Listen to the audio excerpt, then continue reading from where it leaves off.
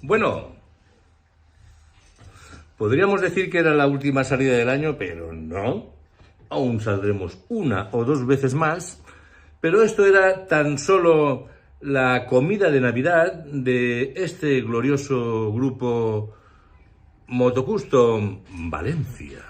Y voy a hacerlo en dos bloques porque hubo tanto buen rollo, tanto amor y tantas cositas que el primer bloque será este.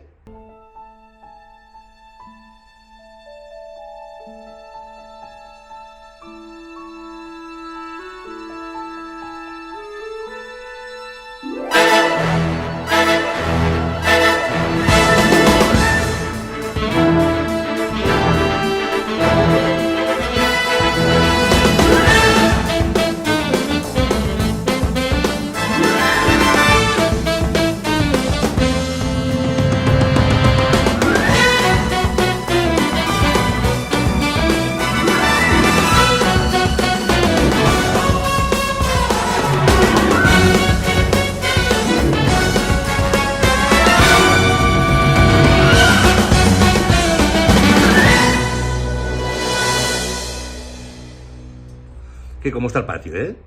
¡Qué majos! Y qué bien que lo pasamos, tú. Parece mentira. Una animada. Bueno, no parece mentira, pero es lo que hay.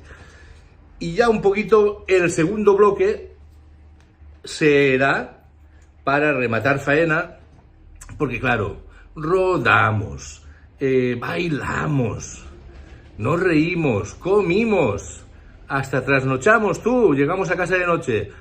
Una parte del grupo. Y aquí os dejo el segundo bloque para que os hagáis una idea y no sea esto muy largo. Ahí está.